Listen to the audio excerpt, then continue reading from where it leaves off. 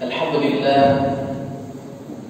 لله رب العالمين وبه نستعين على أمور الدنيا والدين نستعينه ونستغفره ونعوذ بالله من شرور أنفسنا وسيئات أعمالنا من يهده الله فلا مضل له ومن يضلله فلا هادي له أشهد أن لا إله إلا الله وحده لا شريك له وأشهد أن محمدا عبده ورسوله صلى الله عليه وسلم لا نبي بعده اللهم صل وسلم وبارك على سيدنا محمد وعلى آله وأصحابه ومن تبعهم بإحسان إلى يوم الدين أما بعد فيا عباد الله أوصيكم ونفسي بتقوى الله فقد فاز المتقون يا أيها الذين آمنوا اتقوا الله حق تقاته ولا تموتن إلا وأنتم مسلمون فقال الله تعالى في القرآن الكريم أعوذ بالله من الشيطان الرجيم بسم الله الرحمن الرحيم إنما المؤمنون الذين إذا ذكر الله وجلت قلوبهم وإذا تليت عليهم آياته زادتهم إيمانا وعلى ربهم يتوكلون صدق الله العظيم. Ma'asyiral muslimin, sidang jamaah Jumat rahimakumullah. Alhamdulillahirabbil alamin.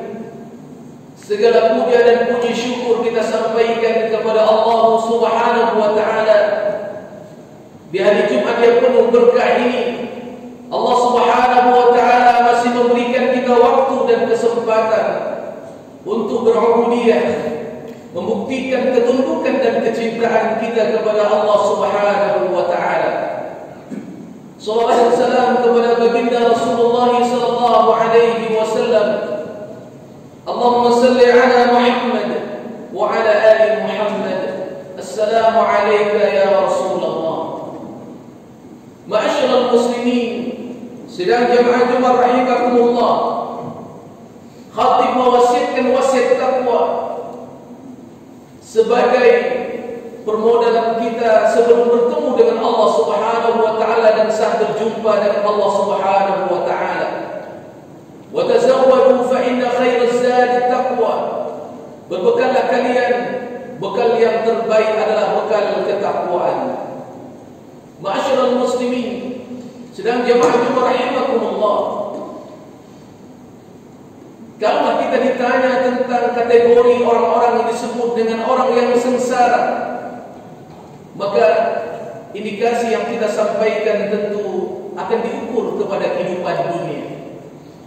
Mungkin yang tidak punya pekerjaan, mungkin yang tidak punya penghasilan, mungkin berbagai standar dunia yang lain. Akan tetapi kaum muslimin, jika seandainya kita ukur dengan agama ini, maka seorang ulama tabi'in, beliau bernama Fudail bin Iyad, menjelaskan tentang 5 kategori orang-orang disebut dalam kelompok orang yang sengsara. Khamsun min alamatis saqawah. Ada 5 tanda orang-orang ini disebut orang yang sengsara, yang insyaallah kita semua tidak berada dalam 5 kategori ini. Yang pertama kata beliau, yakni qaswatul qalbi. Yang kedua, jumudul aini. Yang ketiga, qillatul haya. Yang keempat, ragbatun minad dunya. Yang kelima, tulul amal. 5 kategori yang disebutkan oleh Fudail bin Iyad, seorang ulama tabi'in, menjelaskan tentang tipe orang-orang yang disebut dengan orang yang sengsara. Yang pertama kaum muslimin, yakni qaswatul qalbi, hati yang keras, hati yang kasar, hati yang tidak tersentuh dengan hidayah dan menolak kebenaran yang disampaikan dari Al-Quran dan Sunnah Nabi Sallallahu Alaihi Wasallam. Hati yang tidak pernah menerima nasihat kebenaran yang disampaikan kepadanya. Jika seandainya ada pendongkolan dalam jiwa kita terhadap kebenaran yang disampaikan oleh Allah dan Rasulnya, lalu kita menolaknya, boleh jadi ini di antara ciri bahwa kita terjangkit penyakit, yakni dikelompokkan kepada orang-orang yang sengsara. Allah Subhanahu wa Ta'ala sudah menggambarkan bagaimana mentalitas jiwa orang-orang yang kafir. Mereka memiliki qaswatul qalbi. Apa kata Allah Subhanahu wa Ta'ala?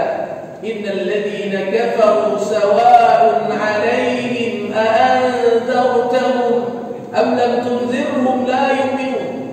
Sesungguhnya mereka orang-orang yang ingkar dan kafir kepada Allah Subhanahu wa Ta'ala, sama saja kepada mereka diberikan peringatan tentang kebenaran atau tidak pun diingatkan, mereka tetap tidak beriman kepada Allah Subhanahu wa Ta'ala. Ini sudah tertutup hati mereka. Kita sebagai kaum muslimin mesti menyadari jangan-jangan masih ada bintik-bintik qaswatul qalbi itu dalam jiwa kita, yakni enggan untuk menerima nasihat dan tidak mau menuju kebenaran.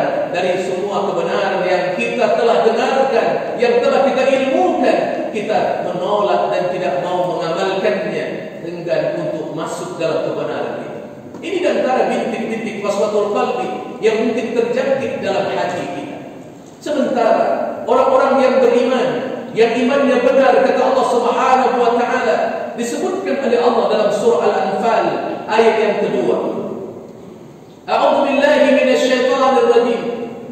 Innamal mu'minuna alladzina idza dzukirallahu wajilat qulubuhum wa idza tuliyat 'alaihim ayatuhu zadatuhum imana wa 'ala rabbihim yatawakkalun. Sementara kita orang-orang yang beriman adalah orang yang hanyalah orang yang beriman itu, kata Allah, idza dzukirallah wajilat qulubuhum. Ketika mereka berzikir kepada Allah, mengingat Allah, bergetar hati mereka, muncul khasyah fi qulubihim, rasa takut kepada Allah dalam jiwa mereka, muncul raja dalam diri mereka, ada harapan akan Allah Subhanahu wa Ta'ala menerima mereka di sisi Allah Subhanahu wa Ta'ala.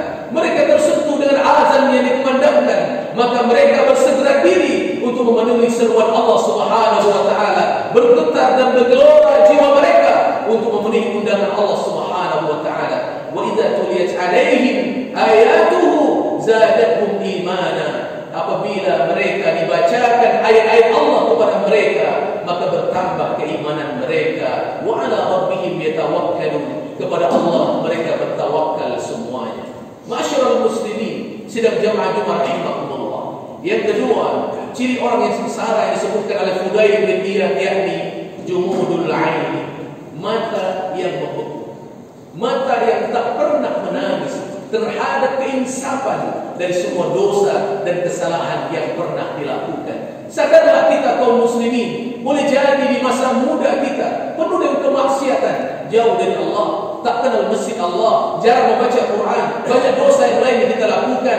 Maka orang yang hatinya mati, hatinya kemudian mati dan tertutup dari hidayah, bahkan menolak kebenaran, akan membawa kepada penyakit yang kedua, yakni matanya sulit untuk menangis, mengisapi semua kesalahan yang pernah ia lakukan. Masya Allah. Padahal Nabi Sallallahu Alaihi Wasallam mengatakan 7 golongan, di antaranya satu orang yang mendapatkan naungan di yaumil mahsyar dari 7 itu, kata Nabi, yakni warajulun zakarallahu khalian fafadat ainahu, seseorang yang berzikir kepada Allah, ingat kepada Allah di waktu sunyinya, maka berlinang air mata mereka. Sepertiga malam, saat curhat yang indah dengan Allah, mengalirkan air mata dalam keinsapan kita kepada Allah Subhanahu wa Ta'ala. Karena orang-orang yang beriman, hatinya tenang, matanya mencair karena air mata tangisnya kepada Allah Subhanahu wa Ta'ala. Lebih baik kita menangis sekarang ketimbang ketimbang menangis dalam neraka Allah.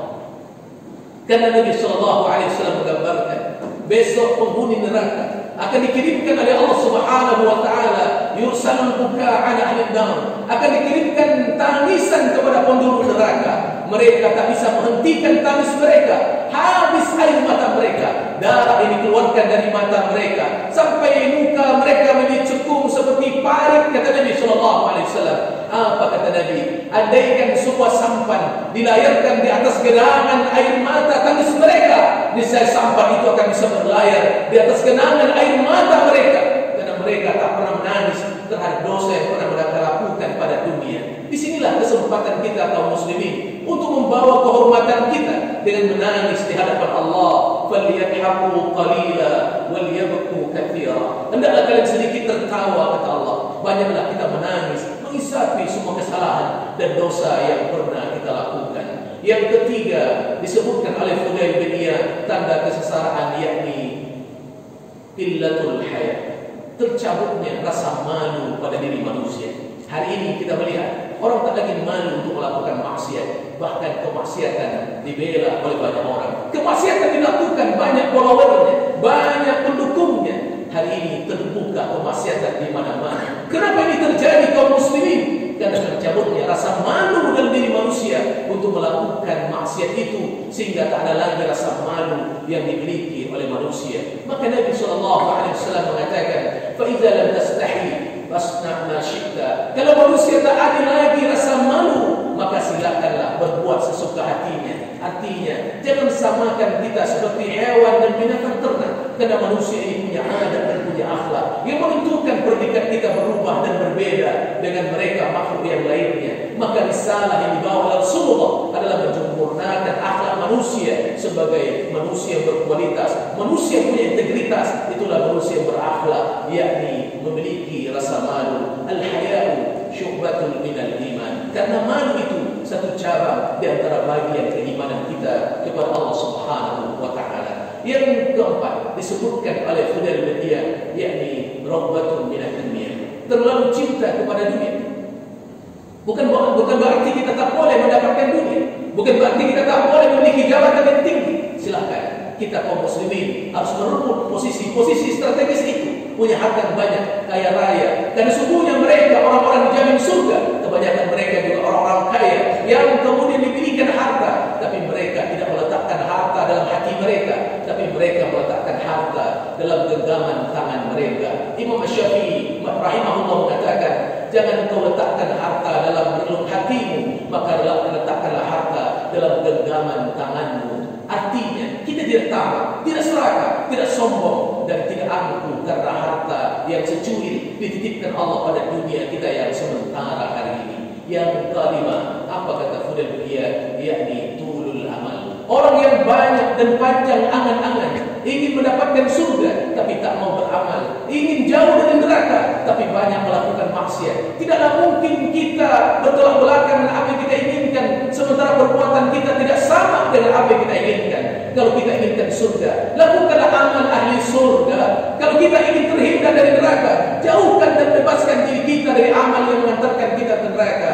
InsyaAllah doa kita akan dikabulkan Allah. Allahumma inna nas'aluka ridhaka wal jannah wa na'udzu bika min sakhatika wan nar. Janganlah kita ingin hanya menjadi orang kaya tapi pemalas dan berpangku tangan. Tidaklah mungkin akan kita dapatkan, karena Nabi tidak suka umatnya bermental pemalas, bermental pengemis, lalu mengharapkan harapan yang tinggi tapi tak ada action dari perbuatan yang nyata yang dilakukan dalam kehidupan yang fana ini. Semoga Allah Subhanahu wa taala menghindarkan kita dari 5 perkara yang sebagai bentuk tanda-tanda kesengsaraan yang akan mendera dan menderita jiwa kita. Semoga Allah bebaskan kita dari 5 penyakit yang berbahaya yang sedang mengintai kita. Fa'tabiru bil absar